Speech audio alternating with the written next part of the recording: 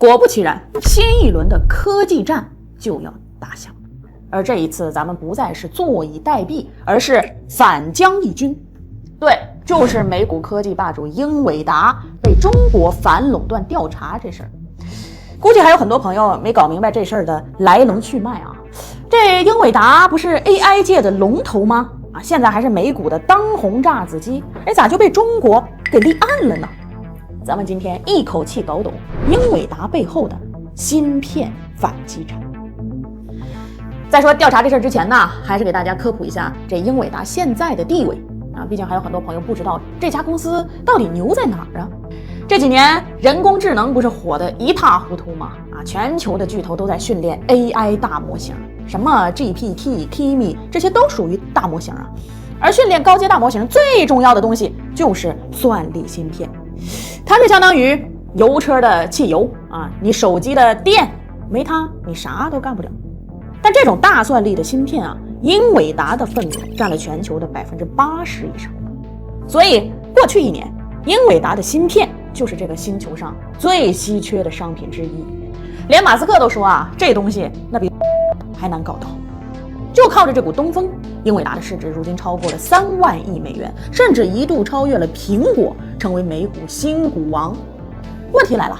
这人人都在讲英伟达现在的风光，但是却很少有人意识到，它崛起的过程也是一路贵人相助啊。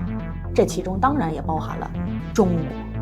你看啊，10年前的英伟达，充其量只能说是个小供应商，靠着给游戏厂商给玩家卖 GPU 来赚钱啊，也就是大家说的显卡。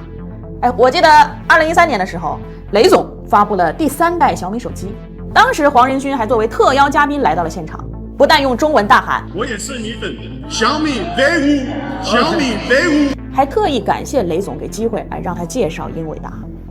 而英伟达之所以能有如今的龙头地位，除了它自身的技术实力以外，还离不开4年前一桩关键的交易。2020年，英伟达宣布完成了对以色列网络技术服务商麦洛斯的收购，成交价70亿美元，约合人民币496亿。这笔交易有多关键呢？你想啊，英伟达的芯片是 GPU 啊，你可以理解为数据中心。而用数据中心的时候，你是不是得需要网？那麦洛斯就是做高速网络的龙头，专门给大数据中心 GPU 这些设备提供超级快的高速公路。它基本是全球这块市场的老大了，市场份额接近70%。那只要收购了麦洛斯，英伟达就不仅可以卖显卡了，还能提供全套服务啊，从算力到超快的网络连接，一条龙服务。那收购之后呢，英伟达的方案能力也是大幅提升啊，从此击败了竞争对手英特尔，市场份额达到了90%，这才有了后边 AI 风口来袭之后的起飞之路啊。而这个收购案，问题来了，恰恰跟中国有关系。你看，每个国家不是都有反垄断法吗？简单来说，如果2家巨头公司你要做并购变成一家人，且这2家在当地都具有相当大的市场份额，那么你们就得需要通过当地市场的审批，防止你们这生意做得太大，形成垄断。英伟达和麦洛斯恰好符合这条，所以这笔交易先后经过了美国、欧盟、墨西哥、中国等地的审批。遥想这4年前呢，英伟达还没现在这么火呢，所以中国市场也是它非常重要的大客户。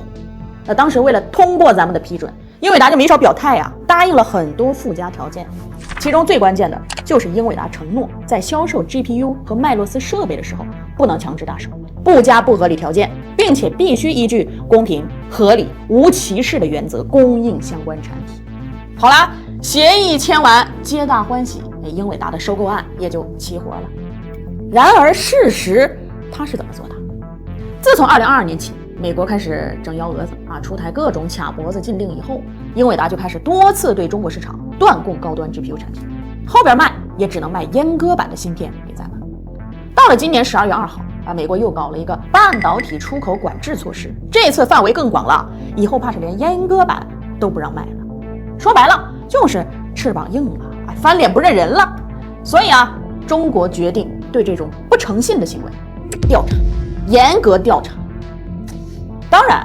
我们实际也非常清楚，这一系列的行为不是英伟达自己去决定的，无非还是老美想要故技重施，来抑制我们 AI 行业的发展。所以，此案的开始不仅是针对英伟达的不诚信，更是我们对于霸权主义的反击，是维护市场公平竞争的一种态度。散会。